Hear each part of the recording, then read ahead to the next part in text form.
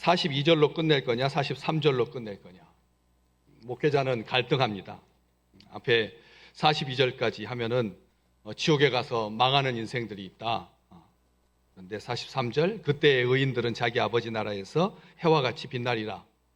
어느 것에서 끝나느냐에 따라서 아멘 소리가 달라지고. 그래서 잘 안 합니다. 그런데 우리 주님은 이 땅에 계실 때 천국 이야기보다 지옥 이야기를 더 많이 하셨습니다. 더 많이 하셨습니다. 천국 이야기는 짧습니다. 마태복음 13장에만 7번 나오고 그 외에 주님은 기회 있을 때마다 지옥 이야기를 하셨습니다. 그래서 이 대한민국에서 21세기에 지옥 이야기를 하는 교회는 많지 않습니다. 교인들이 일주일 동안 지옥과 같은 세상을 살다 왔는데 주일날까지 지옥 이야기를 들을 필요가 있을까 싶어서 지옥 이야기를 선호하지 않죠. 그런데 우리 주님은 분명하게 말씀하십니다. 오늘 말씀, 추수 때는 세상 끝이다. 추수할 때가 세상이 끝나는 날이다. 주님께서 2000년 전에 온 세상을 바라보시면서 추수할 때가 되었다 이렇게 말씀하셨습니다. 그런데 2000년이 지났는데 완전하게 무르익어서 이제는 알곡과 가라지를 정확하게 구별할 때가 되었다. 그렇게 말씀하셨는데 우리는 노아의 때처럼 여전히 시집가고 장가가고 먹고 마시고 그렇게 살죠. 주님께서 이 지옥 이야기를 하셨는데 특별하게 오늘 42절에 보면 그 지옥을 지옥이라고 안 하고 풀무불에 던져 넣는다 이렇게 말하고 있습니다. 풀무불. 풀무불이 어떤 불인가요? 뭐 하는 불이죠? 쇠를 단련하는 불순물을 제거하는 그런 풀무불. 온도가 1000도, 1500도, 2000도. 금속, 어떤 금속을 다루느냐에 따라서 온도의 편차가 큽니다. 우리는 요 바로 옆에 형제 대장간, 형제 방앗간은 아니고 대장간이 남아 있어서 서울 시내에서 대장간을 볼 수 있는 몇 안 되는 그런 동네 중에 하나입니다. 거기에 그 금속을 재련하는, 두들겨서 성질을 아주 밀도 있게 해가지고 금속을 아주 강화시키고 내구성을 강화시키는 그런 풀무불을 우리는 압니다. 우리 주님께서 풀무불에 던져 넣는다.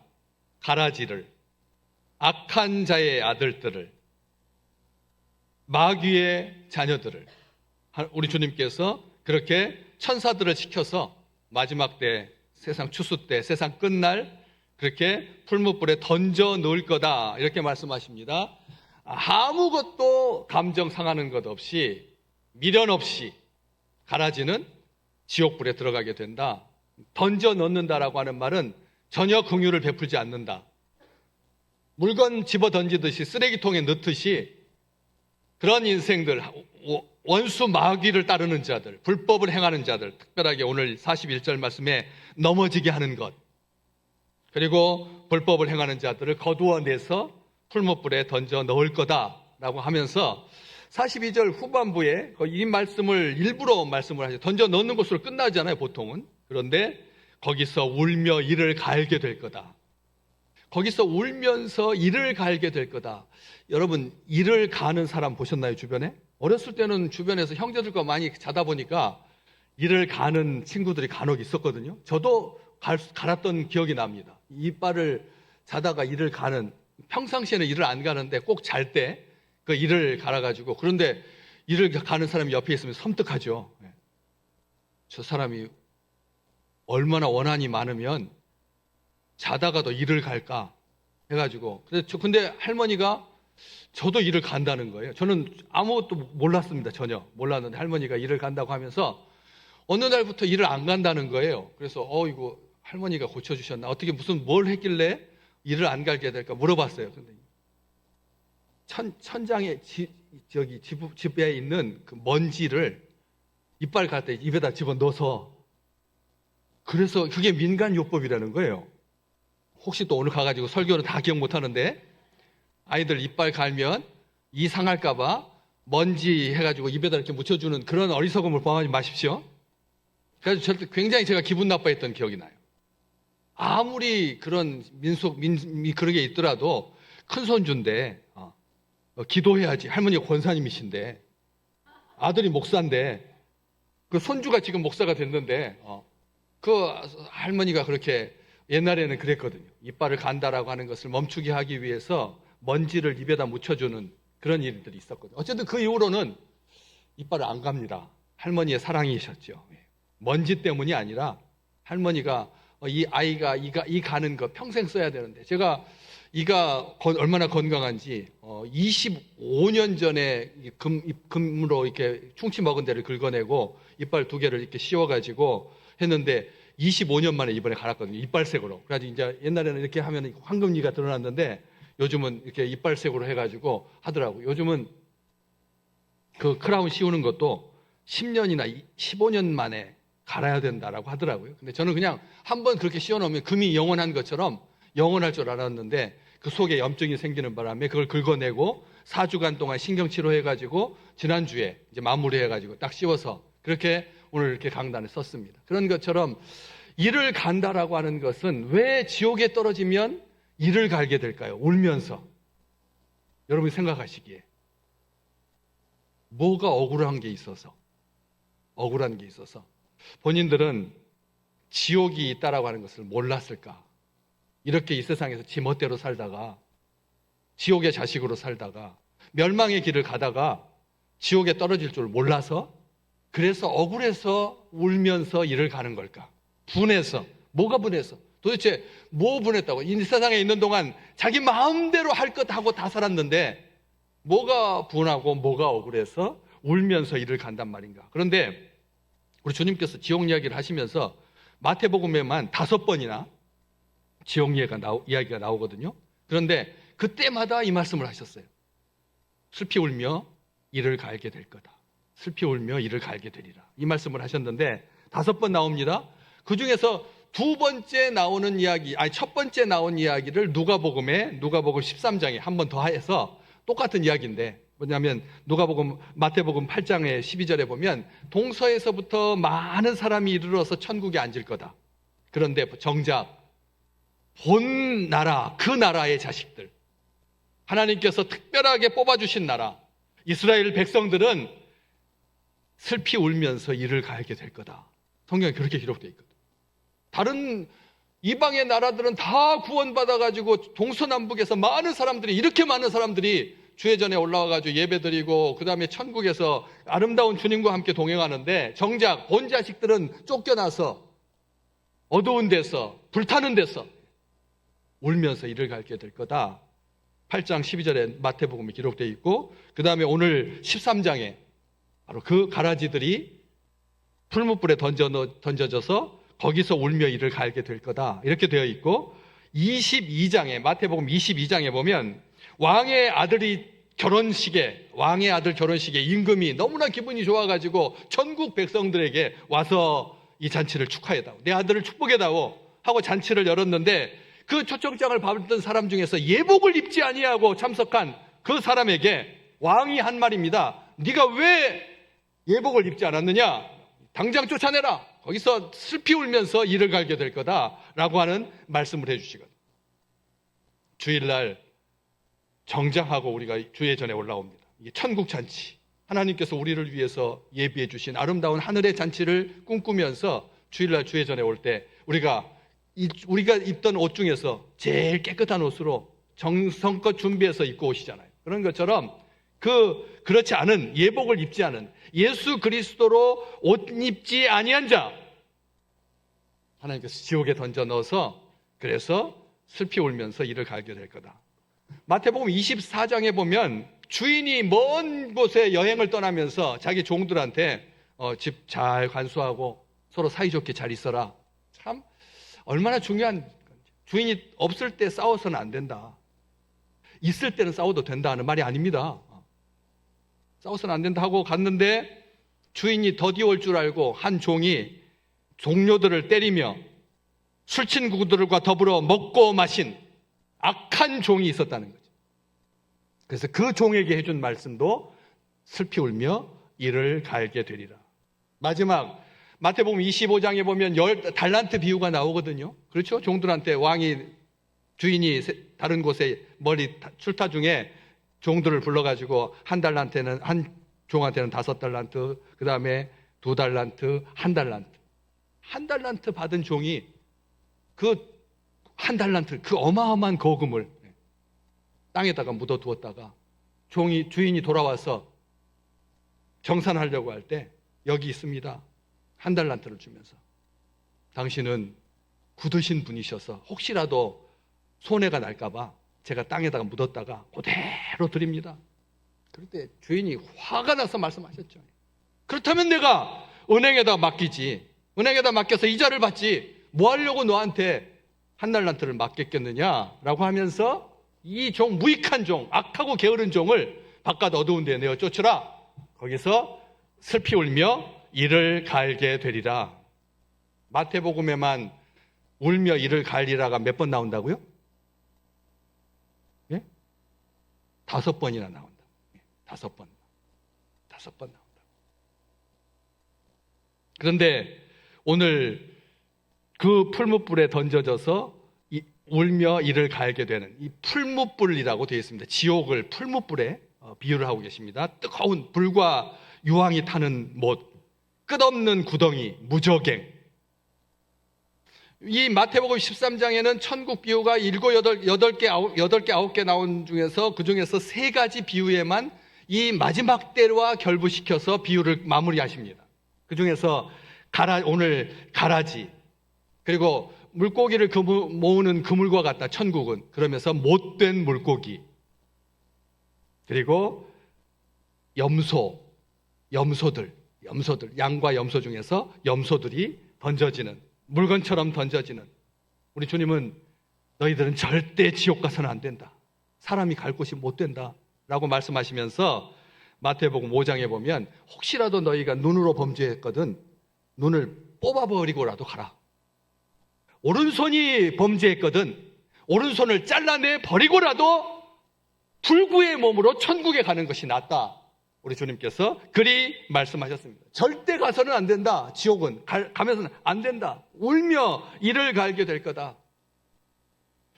양심의 화인을 맞아서 뉘우침이 전혀 없이 살다가 하나님의 법을 무시하고 자신의 왕국을 세워서 영원히 살 것처럼 이생의 자랑과 안목의 정욕과 육신의 정욕을 위해서 살다가 간 그런 악한 자들에게 지옥이 결정되어 있다. 우리 주님께서 말씀하셨습니다. 예수님의 피를 부정하게 여기고 성령을 욕되게 하고, 특별하게 이해할 수 없는 본문이 하나 나오죠. 마태복음 5장에 보면 형제에게 화내는 사람을 지옥불에 들어갈 거다. 형제에게 화내는 사람. 5월 가정의 달입니다. 형제들하고 잘 지내시기를 주의 이름으로 축복합니다. 이번 어버이날 지난주에 있어서 우리 여동생 집에 우리 사형제가 모였습니다. 아버지 이제 내년이면 90이 되시는 노부를 모시고 맛있게 점심 먹으려고 돗자리 깔고 텐트를 이렇게 치려고 하는데, 동생네 그 텐트가 한 10년은 묵은 것 같아요. 이게 필럭필럭 하는 이게 천막이. 그래가지고 줄을 묶어놓으면 끊어지고 줄을 묶어주면 끊어지고 낡아가지고 그러더라고요. 그래서 참 오래 쓴다. 예. 그런 생각을 하면서 잘 묶어가지고 내 기둥 나무에다가 이렇게 이제 묶어가지고 쳤는데, 평상시는 그렇게 바람이 안 부는 곳인데 여동생이 말하기를 올해는 왜 이렇게 바람이 많이 불지 하면서 천막이 위로 붕 에드벨룬처럼 부풀어 오르는 거예요, 자꾸. 그래가지고 밑에서 식사를 하려고 하는데 햇빛이 들어오잖아요. 그래가지고 저는 제 생각에는 이렇게 둥 뜨다가 이렇게 내려오니까 앉아서 이게 뜨던 말든 높이 매달면 밑에서 밥 먹을 때 이상이 없겠다 싶어가지고 높은, 제가 사다리로 올라가가지고 위에다 높이 한 3m쯤 높이에다가 이렇게 달아서 이게 딱 줄을 매놓고 딱 내려왔는데 또 그때 바람이 싹 불면서 이게 천장으로 이렇게 푹 떠버리는 거예요.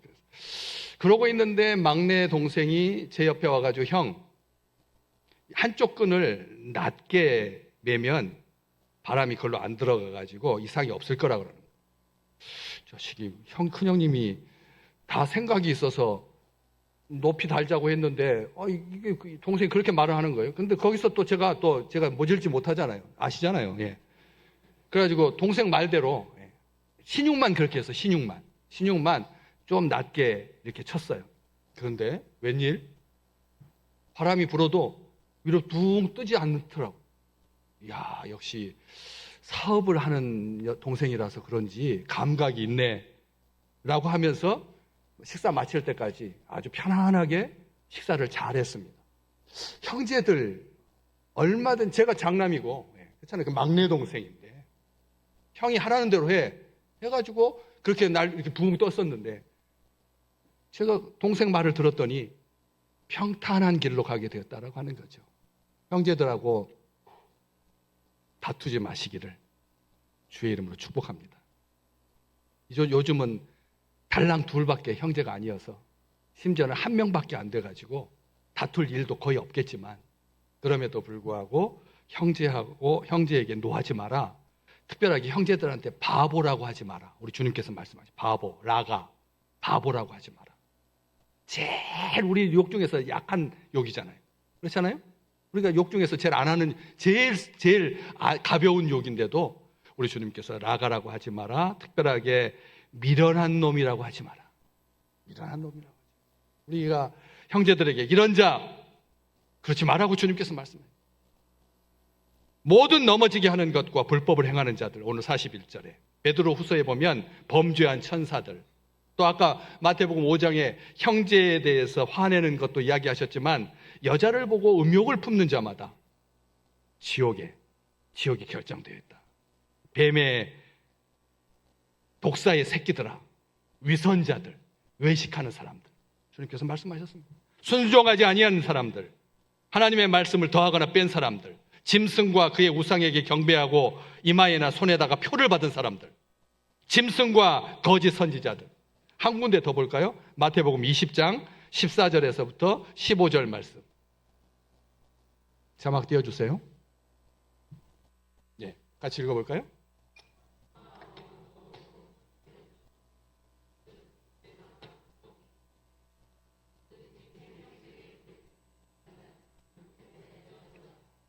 우리는 맨 밑에 있는 말은 정확히 알고 있어요. 생명책에 기록되지 못한 자는 지옥에 던져지더라. 그런데 그 위쪽에 보시면 뭐와 뭐도 지옥에 던져진다고요. 사망과 음부도, 사망도 지옥에 던져지고, 그리고 어둠 세력, 어두운 것, 이것도 불못에 던져지고, 이건 둘째 사망이고 곧 불못이다. 풀못불, 오늘 그렇게 이야기를 했습니다. 또 요한계시록 21장에 보면 두려워하는 사람들도 지옥에 간다. 두려워 마시기를 주의 이름으로 축복합니다. 내 아버지가 하나님이신데 나를 천국의 아들들로 복 주셨는데 뭐가 두렵다는 겁니까? 그런데 많은 사람들이 두려워해요. 두려워합니다. 내가 기분이 좋을 때는 예수 잘 믿는 것 같은데 조금만 손해봐도 하나님을 향해서 삐죽거렸는데 이러다간 지옥 가는 건 아닌가.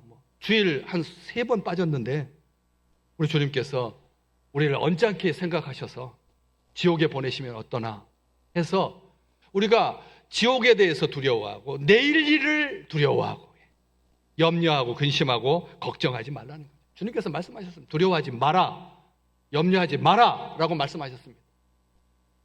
살인자들, 술객들, 우상숭배자들, 거짓말하는 사람들, 속된 것, 가증한 일, 우리 주님은 지옥에 떨어지게 하는 원수, 마귀, 뭐라고 말씀하셨냐면 양의 가죽을 쓴 이리와 같다라고 말씀해요.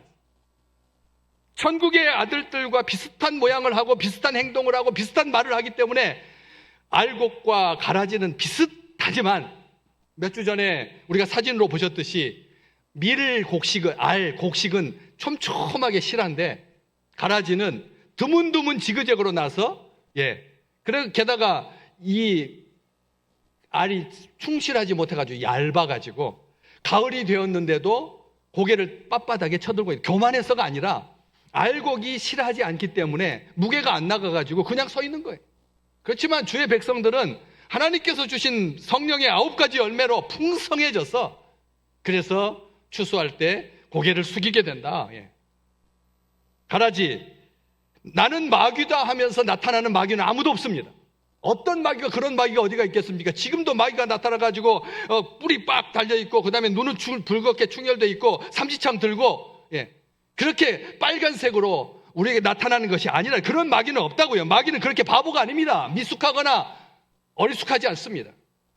마귀는 가장 매력적이고 가장 그럴싸하지요. 매력적이고 그럴싸한 사람 조심하셔야 됩니다. 매력적이고 그럴싸한 사기꾼 중에 그런 사람들이 많거든요. 사기꾼 중에 겉은 멀쩡하게 생겼는데 하는 것마다 다 거짓말이에요. 그럴듯한 사람을 조심해야 돼요. 때가 되면 마귀는 양의 가죽을 벗고 날카로운 발톱과 이빨을 드러낼 것입니다. 도무지 봐주지 않습니다. 인정사정 봐주는 법 없습니다. 넘어지게 하고 실족하게 하고 자기보다 더 악한 귀신 7과 함께 들어가서 나중 형편이 처음보다 더 나빠지게 만드는, 이것이 마귀의 본질입니다. 겉으로 볼 때 이 세상에 하나님의 법대로 살면 손해보죠. 하나님의 법대로 살면 손해봅니다. 어떻게 오리를 가자고 하는데 심리를 가지고 오른뺨을 치는 자에게 왼뺨을 내줍니까? 겉옷을 달라고 하는데 어떻게 속옷을 내줍니까? 하나님의 법을 따르면 딱 망하기 십상입니다. 그래서 악이 세상을 떡주무르듯 하죠. 그렇지만 세상 끝날 추수 때 모든 것이 하나님의 법대로 될 줄로 믿습니다. 하나님의 법대로, 지금은 추수 때입니다. 하나님의 법이 온 세상에 완전한 법입니다. 세례 요한이 우리 주님께서 나보다 온전하게 이 세상을 다스릴 것이다 라고 하는 그 말씀으로 이렇게 우리 주님에 대해서 예언했죠. 마태복음 4장 12절 말씀, 우리 같이 한번 읽어볼까요? 손에 키를 들고 자기의 타작마당을 정하게 하사 알곡은 모아서 곳간에 들이고 쭉정이는 꺼지지 않는 불에 태우시리라. 아멘. 우리 주님께서 뭐라고 해? 손에 뭘 들고 계시다고요? 키가 자동차 키가 아닙니다. 곡식을 까부를 때 쓰는 널판지입니다. 널판지. 6학년 이상만 다 아는. 예. 나중에 오줌 싸고 나면 그거 키 뒤집어 쓰고 소금바가지 들고 옆집에 가가지고 이렇게 받아. 창피한 일. 그 키로 누구의 타작마당을 깨끗하게 하신다고요? 자기의 타작마당을. 이 세상은 밭입니다. 우리 주님의 밭입니다. 원수가 사람들이 잘 때 나쁜 가라지를 덧뿌리고 갔다 그래서 이 세상은 악이 지배하는 세상이 아닙니다. 우리 주님께서 자기의 타작마당을 정하게 하사 알곡은 모아서 곳간에 들이고, 이것은 구원을 받고, 쭉정이는 꺼지지 않는 불에 태울 것이다. 심판을 받는다.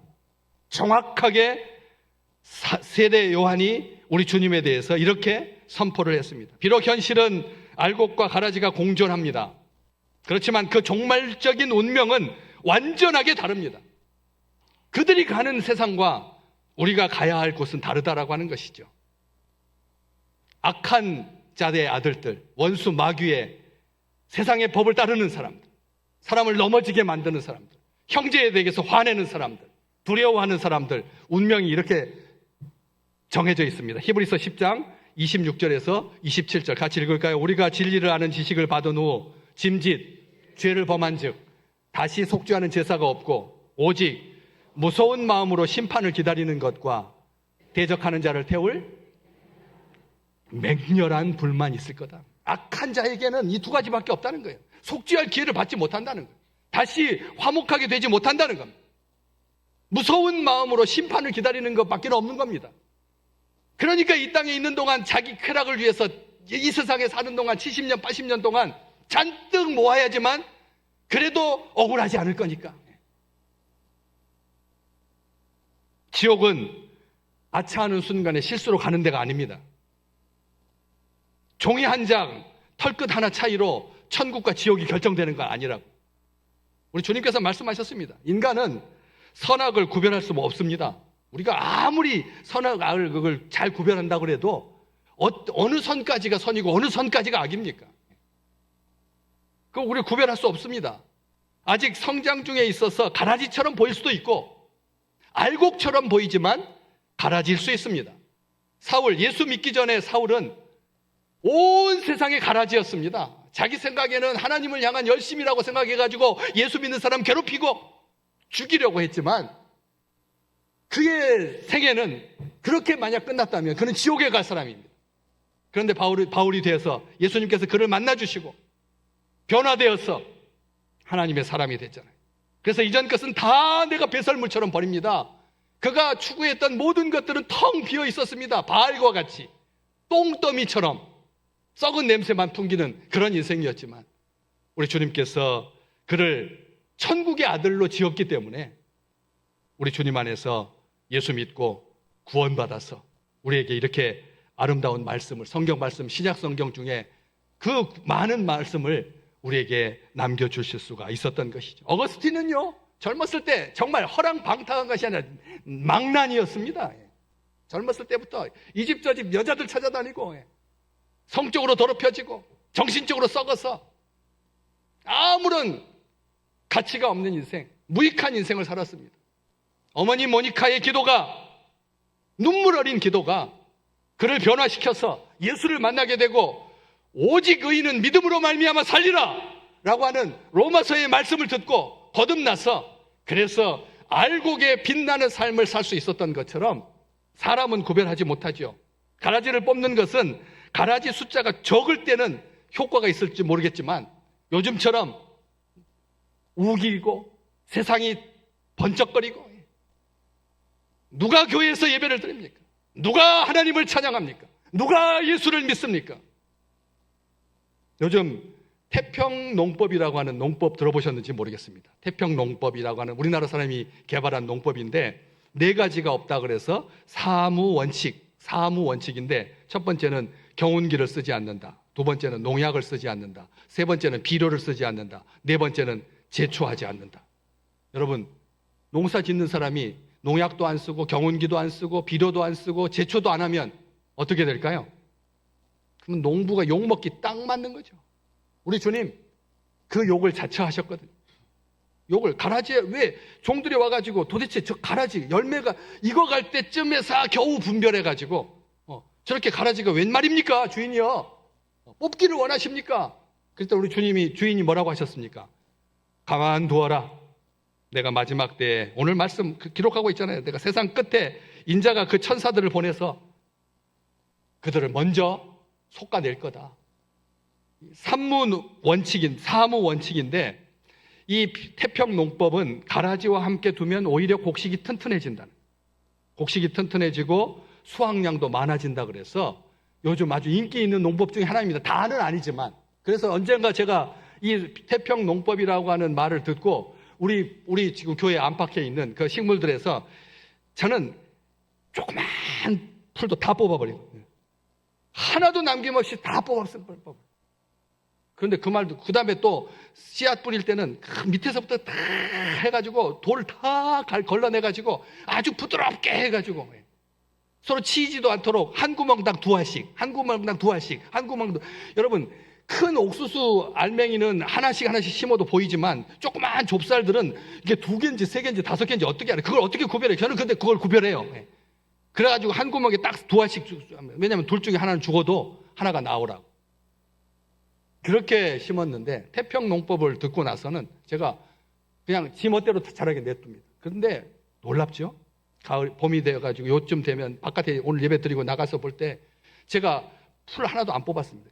몰래 한쪽 곳은 제가 뽑긴 했지만 근데 너무 잘 자라는, 막 기경해가지고 막 그냥 잡초 다 뽑아주고 이렇게 심은 것은 그냥 물 한 방울만 안 주면은 막 죽는다고 그러는데 제 가라지를 안 뽑아준 그런 화분은 물 안 줘도 끄떡없고 개의치 아니하고 튼튼하게 잘 자라더라. 우리 세상은 가라지를 뽑는 게 세상의 법입니다. 가라지를 뽑아내는 거죠. 가라지를 뽑아내는. 요즘 오늘 이번에 서울시장 선거에 그 몇 년 전에 무슨 일이 있었는데 뭐 하면서 그러잖아요. 세상은 가라지를 즉시 뽑아냅니다. 가라지같이 보이면 당장 뽑아버려야 해서 직성이 풀립니다. 그러다가 설령 곡식을 함께 뽑으면 다시 심으면 된다고 생각합니다. 그런데 여러분 그러던가요? 이 세상에 뉴스화 돼가지고 전에 뭐 돈을 어떻게 했다, 여자와 어떻게 했다, 뭐 착취를 했다라고 하는 사람이 나중에 무죄로 판결되면 그 사람은 그 잃어버린 20년을 어떻게 하고? 20년 어떻게 하고요? 그런데도 세상은 그렇게 생각한다니까요. 가라지 뽑다가 곡식 뽑히면 다시 심으면 되지. 이런 생각을 한다라고 하는 것이죠. 몇몇 곡식이 상하더라도 그렇게 할 때 전체 수확량이 많아지기 때문에 사람들의 관심은 수확량에 있습니다. 그러다 보니까 대의를 위해서 소수의 희생을 기꺼이 감수한다라고 하는 말로 사람들이 상처받고 그런 것에 대해서는 개의치 않습니다. 표가 된다면 과정이 어떻든 결과만 좋으면 된다. 이렇게 살지요. 그러나 우리 하나님은 관심은 실용적인 농사법에 있지 않습니다. 곡식의 안전에 있지요. 우리 주님은 우리 믿음의 백성들이 다치는 것을 원치 않으신다고. 지난주 새벽기도 때 제가 너무 은혜 받았습니다. 왜? 이 말씀 가지고 준비하면서 우리 주님께서, 우리 하나님께서 아들을 십자가에다가 6시간 두셨거든. 6시간. 오늘 곡식 조생종 심으면 5월 달에 모내기 해가지고 9월에 8월에 걷거든요.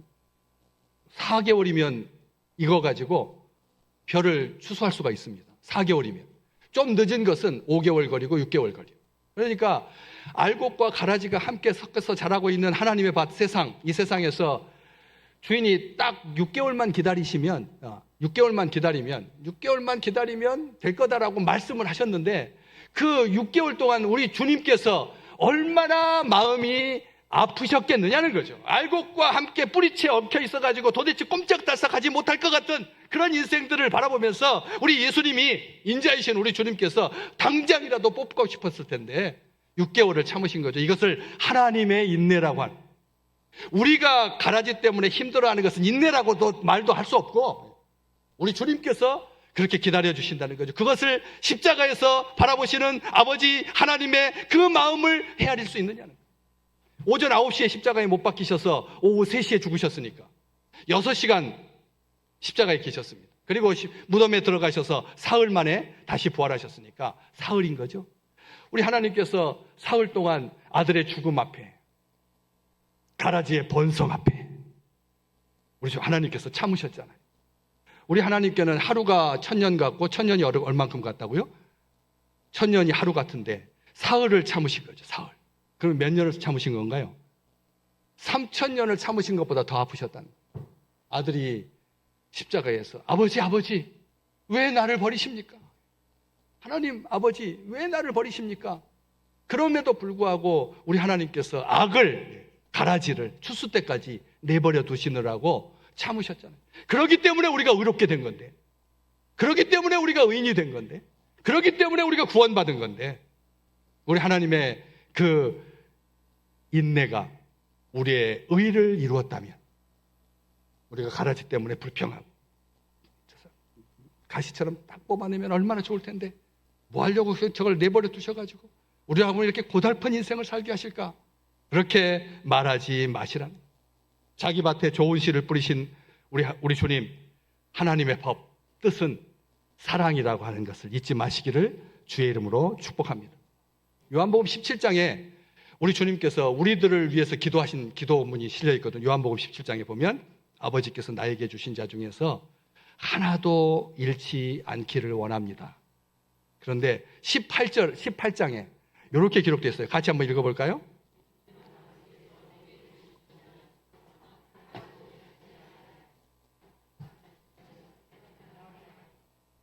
아멘. 우리 주님께서 내 아버지 하나님께서 나에게 주신 자 중에서 누구도 얼만큼도 안 잃어버린다고요? 하나도 잃어버리지 않는다.